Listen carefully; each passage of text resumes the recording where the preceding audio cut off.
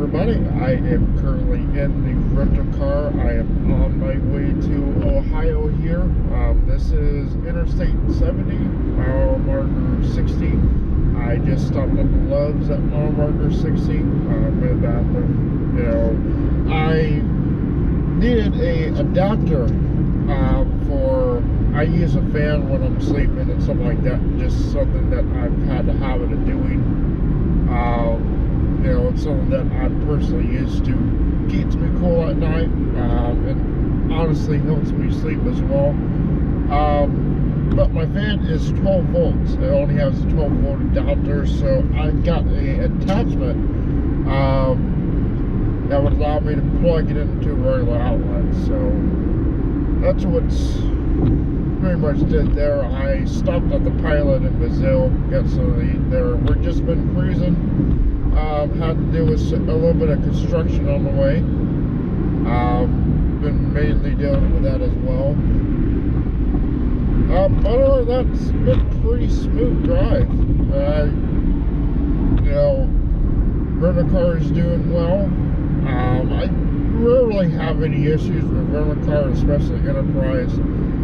They tend to, Enterprise versus Hertz. I know there's a lot of controversy against Hertz right now for, stolen cars and stuff like that. The fossil reporting vehicles stolen. One of the big difference is, vehicle maintenance. I noticed that Enterprise tends to take care of their vehicles a little bit better than, most rental car companies. I haven't had a single issue with a rental car for Enterprise. Another big difference, and this is a very big one for me personally, when it comes to Hertz rental car, I cannot stand the cleaning supplies that they use or something like that. I don't know exactly what they use, but I am highly allergic to it. Every time I'm around that stuff for long periods of time, even short periods of time, I get very, very sick. I start, throwing up, stuff like that. It's a smell that, cleaning supplies that I just cannot stand. And I've been around a lot of it, being a custodian out of school, what I was doing before this. I've been around a lot of that, and none of that quite gets me like Hertz, cleaning supply. I just cannot stand it. I'm allergic to it. In Enterprise, they don't use any of that stuff. It is a scent-free car, pretty much. It is a clean car, of course, but they don't use any of that stuff, which is very nice. I can enjoy my drive instead of it constantly killing me, pretty much. That's part of the reason why when I went to do my trucking school in Kingsburg, Colorado, which is about 15-16 hour drive.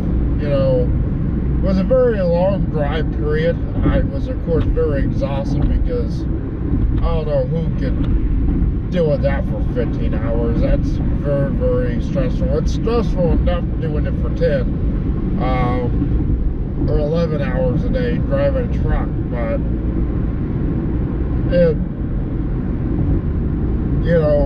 I got very sick when I went into driving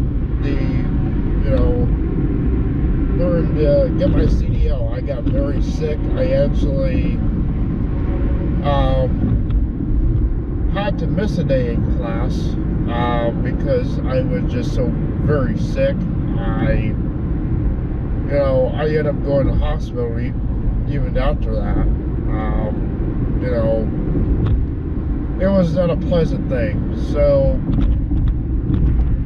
The fact that USA Truck, they have a contract with Enterprise for what I understand. I don't know the exact details of this, but, you know, I'm assuming it is for, you know, they may possibly get a discount, or, you know, I would sure hope that if anything happens with a car, whether or not there's an accident, or, you know, maybe like a flat tire or something like that, I would hope it would be taken care of by either Enterprise or USA Truck. My assuming is, I believe on Enterprise you can pay extra to, you know, have, you know, accident forgiveness pretty much. You won't be charged for anything that happens with the car. I'm assuming that's what happens with this.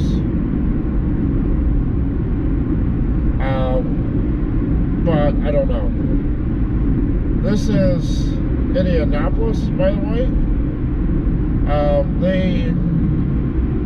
I've been working on this section of road for many years now. It has been ridiculous. You know, I got stopped. I believe it's around mile marker 51. Yeah, around 51 is where I got stopped.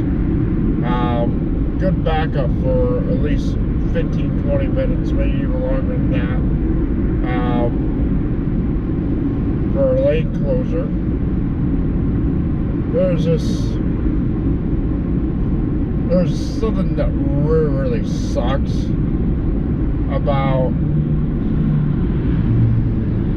you know, driving and stuff like that. That's constant road construction. You know, it gets too much sometimes.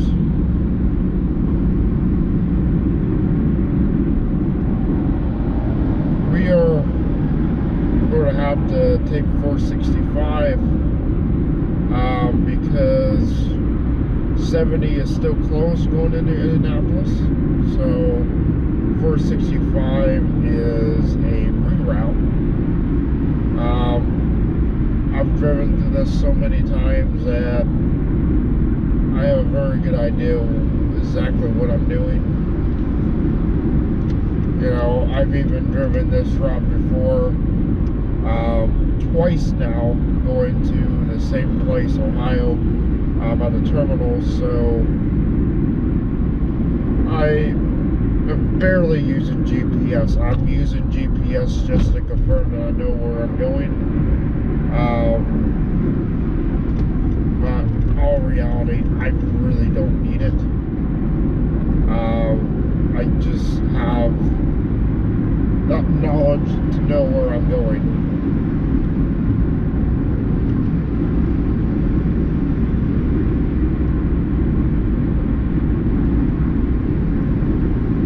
But hopefully they get the 70 East taken care of. As you guys can see, well, I hope you guys can see, downtown only East 70. 65 is closed as well, so if anybody wants to take 65 or 70, they have to go 465. So, which can be a bit of a problem. Traffic is constantly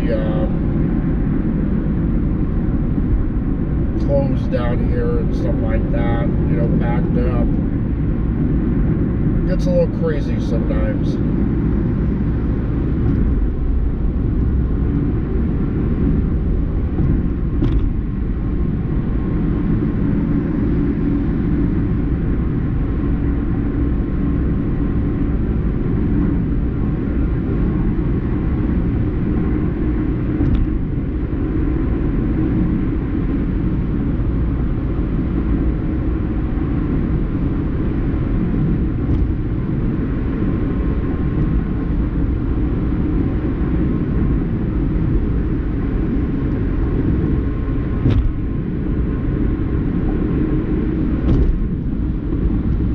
This truck's impatient beside me, man. He's following too close.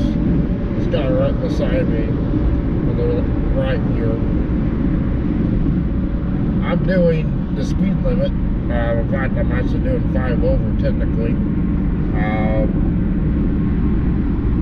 Which is honestly not bad. This guy's a fucking idiot. Both of these guys are freaking dumbasses. This lane ends. I don't know what the fuck they're doing.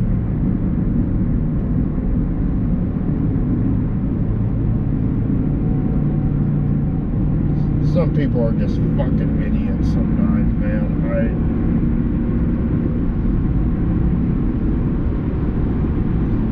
It baffles me with how bad people are sometimes.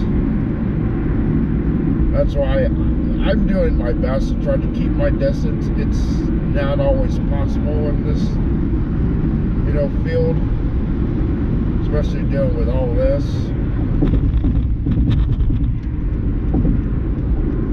You know, I'm not the one to really get in a hurry. I'll just sit here and cruise. If people want to pass me, they can, as long as they do it safely. You know, you can't really control what other people do, but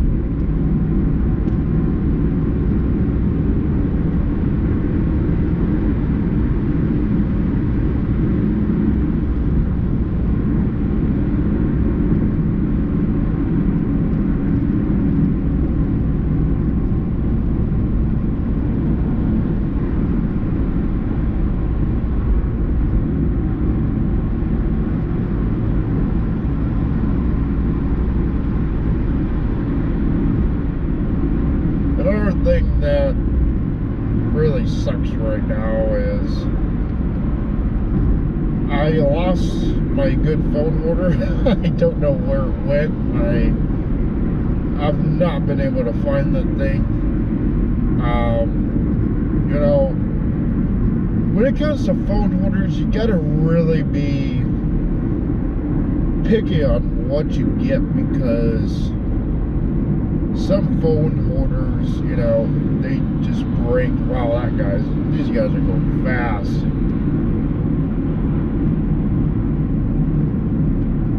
They ought to be doing at least, yeah, they're doing like 71 and a 55. Wow.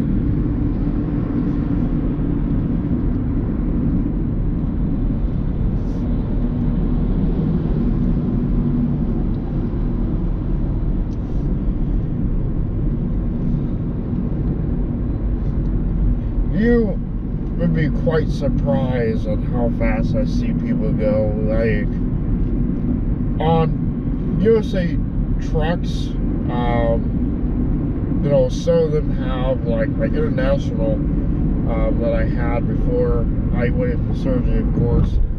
I don't know if I'm going to get that back. Probably not. That's probably being used right now, I would imagine. But it had the ability to, it would tell me how fast the other person was going in front of me. And man, I've seen as fast as like 95 to 100 miles per hour. People are just flying. It's ridiculous sometimes.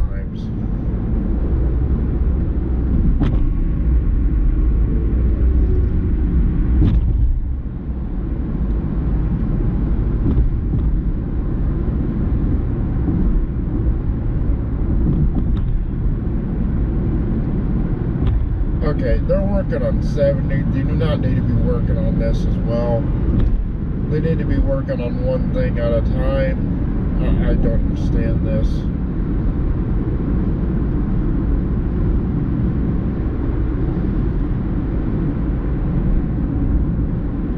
I believe they're working on that bridge up there. I believe that's actually brand new too. I haven't been up here in quite a few months, and you know, I didn't see it when I drove down here before, so the amount of months that I've been gone, so of course I haven't seen it. But before I stopped driving for a while, that wasn't happening up here. None of this was. So, I don't know.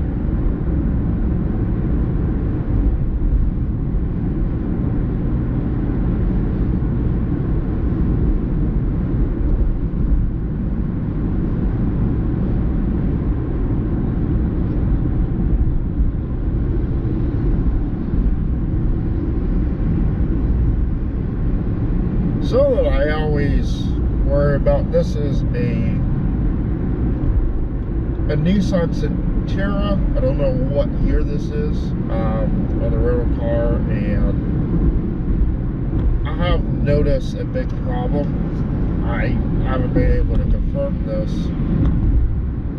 but I've had a car in the past. This was a Hertz car, so not too big of a surprise, but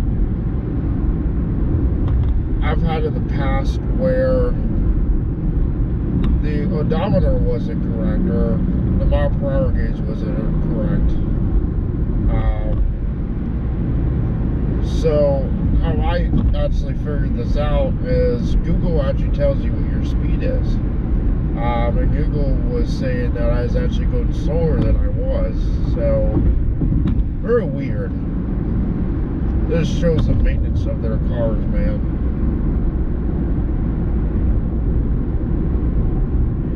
And even then, for that, I didn't even make it out of the damn, state before that freaking tire blew on me. I don't know if I told you guys that story yet, or it might have been a while, but a year ago,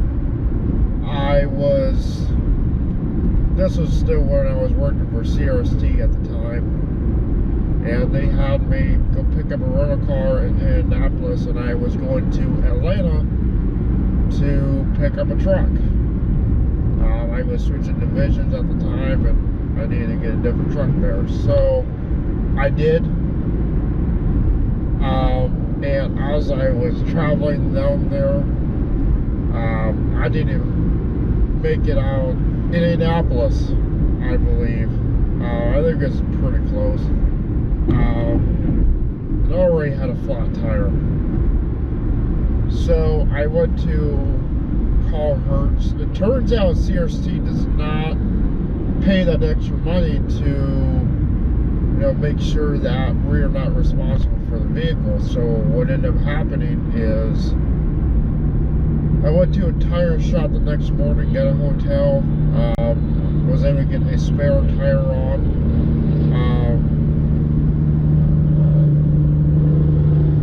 It was going to cost almost $100 to get a spare tire put on, or a brand new tire. The rim actually bent as well, so it would be equally more expensive.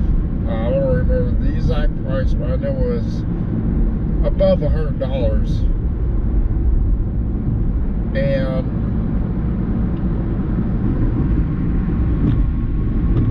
when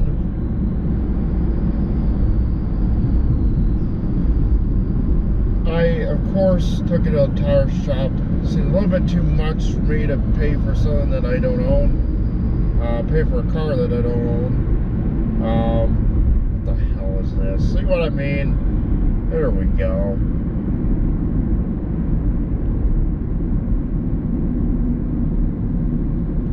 This is what I mean. They just won't leave stuff alone. But anyways, so as I said, over $100, it seems a little bit too much for me, just for something that I don't own. So I actually just continued driving on the spare. It was stupid. It was almost at about 400 miles ago, something like that. It was really stupid, very dangerous. Spare tires are not designed to do that, but I wasn't about to spend money on something that, I didn't own. And they tried to charge me almost $400, twice as much as what I would have paid if I just got the tire repaired at the shop. So it was just ridiculous. So I sort of get my little bit of payback though. So on the contract that you sign for them when you do your schooling, in order for them to pay you back, or pay them back, you have to pay taxes on that. You know, they sent it to us as like $400, pretty close to what I would have paid. And Sierra State refused to take care of it. So I refused to pay that taxes on the contract. I still have it. You know, I know it's kind of a cheesy way of doing things, but you know, what goes around comes around. You know, you're not going to rip me off for, you know, almost $1,000. This is ridiculous. So I just, you know, refuse to pay for it. And you know, I never even, when it comes to like credit and stuff like that, I don't have any of that. So it's not really hurting anything. You know, it is what it is.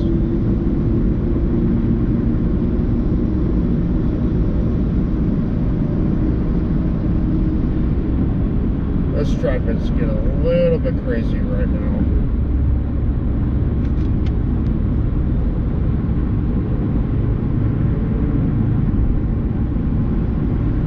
Alrighty guys, so I think I'm gonna go ahead and wrap things up here for now. I will see you guys when I get closer to Ohio, but it's pretty much what's going on right now. Still a lot of traffic. You know, getting pretty close to 70. Coming up is 65 right now, I do believe. So yeah, I will, like I said, you know, be back with you guys when we get closer to our stop here. I'm not going to show you guys the hotel just for safety reasons, but you know, just so you guys can get an idea of how the route is. It's pretty much 70 all the way through.